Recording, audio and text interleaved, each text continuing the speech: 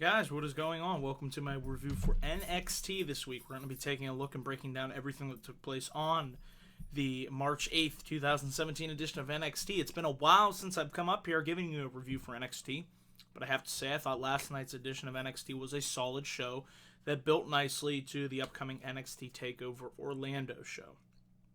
I thought everything on the show had purpose, meaning, and direction, all leading towards the April 1st big show for NXT, which I, of course, look forward to.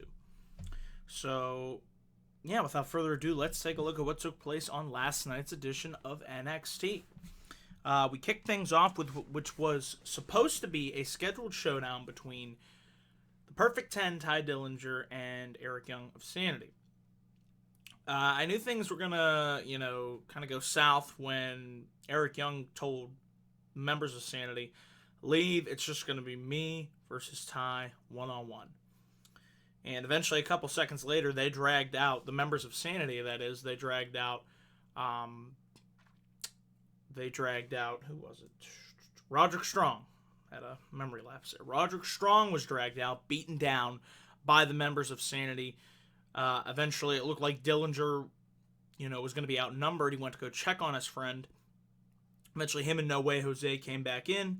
They tried to clear house, but the numbers game was just too much for them to overcome, and the members of Sanity viciously beat down both No Way Jose and Ty Dillinger. I liked what we did here. We established, once again, Sanity as a dominant threat on the NXT roster. They're one of my favorite acts to watch. And I keep saying, 2017 is going to be the year of Sanity. They're going to have a killer year, and they're just going to be on a complete and total path of destruction. So, the match was no contest, but I really liked just displaying the vicious, cerebral, calculating nature of Sanity. So, good stuff right here to open the show. We then had a backstage segment of Billie Kay and Peyton Royce bragging about how they were breakout superstar of the year. They walked throughout the performance center. They targeted Ember Moon, who was doing a workout routine, and Ember Moon had to be held back by one of the NXT trainers. I like this. I actually wish we would get more usage of not only the NXT Performance Center, but the Full Sail campus. I mean, somebody mentioned it, can't remember who, but maybe it was Solomonster. Might have been him. About doing a street fight, Full Sail University fight throughout the entire campus. I mean, you could get really creative with it if you want. You have an entire campus to work with. So that's why I like the fact that we got more of, glimpses of the Performance Center itself. So that was cool. We had Ho Ho Lun versus Andrade Cien Almas. This match was really all about showing the vicious, dangerous, just calculating side of Cien Almas. Lun got some offense here, but it wasn't really that much. Cien was able to hit the nice... I like that hammerlock DDT.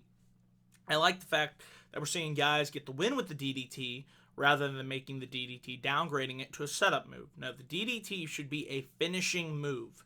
That's what guys who have actually been in the business have been saying, so obviously their opinion is 10 times better than mine, because if they were actually in the wrestling business and they know that the DDT should be a devastating move. I mean, you're dropping a guy on his head, and it was nice to see Cien get the win here with the DDT, I have to say, and I'm digging his heel persona. I think it works much better for him than the bland babyface character that they gave him that was dead in the water. He was going nowhere, so no real surprise here.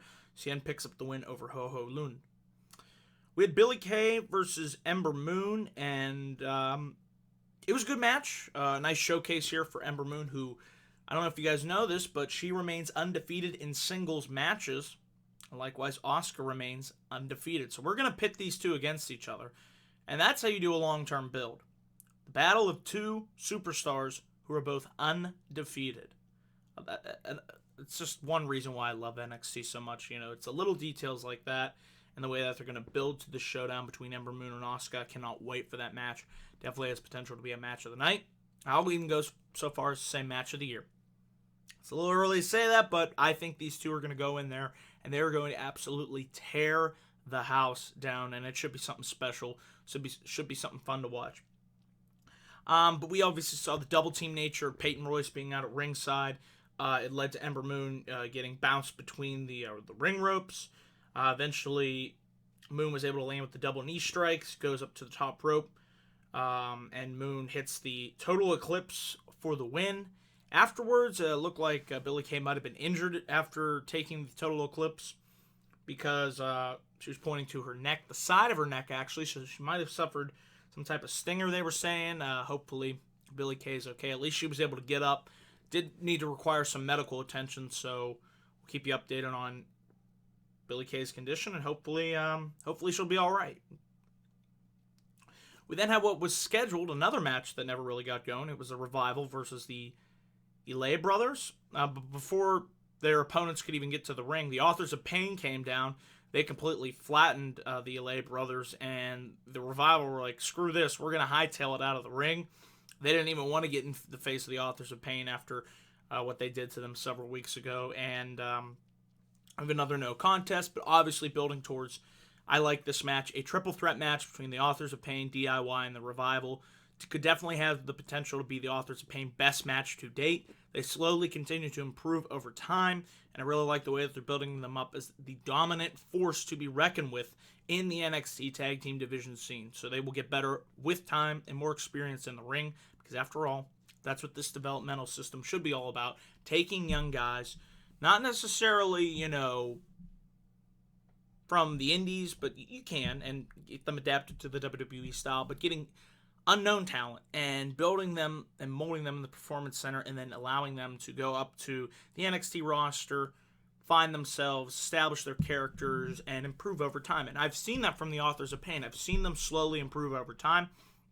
I really look forward to this triple threat match. I like the way that they set it up here. Simple but effective here on NXT, and it usually gets the job done.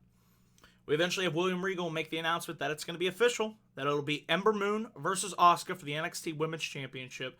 And Moon said after TakeOver, there will be, the NXT Women's Division will begin a new phase. I really can't wait. Like I said, this has been a match that I've been waiting for quite a while, and it's finally going to take place in Orlando. Couldn't think of a better time or a better place for that to happen. Then we had our main event. Shinsuke Nakamura returns after being out, after doing a masterful job of selling that knee injury from NXT TakeOver San Antonio. I actually legitimately thought he was hurt there. That's how good of a job Nakamura does at selling injuries. That's what it's all about in the long run, just the art of selling. And there's really no one better on the main roster that I can think of immediately than Shinsuke Nakamura when it comes to just the selling, the strong style. He has the complete and total package when it comes to what it takes to be a top star, and he will be when he gets to the main roster. I have no doubts about that. Faced off against TJ Perkins. I thought these two had a really nice match here. A good way to cap out what I thought was a solid edition of NXT.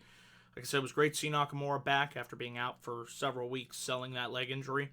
And of course, you knew Perkins was going to go and target the leg of Nakamura, and that's exactly what he was able to do. But eventually, towards the end of the match, Nakamura was able to get his kicks in, his strong style kicks to the back of the neck. That looked particularly painful. And as Nakamura was trying to set up for the Kinshasa, Perkins tried to do the wheelbarrow bulldog on him. Eventually, Nakamura reversed that into a reverse exploder. And likewise, Nakamura hit the Kinshasa for the win.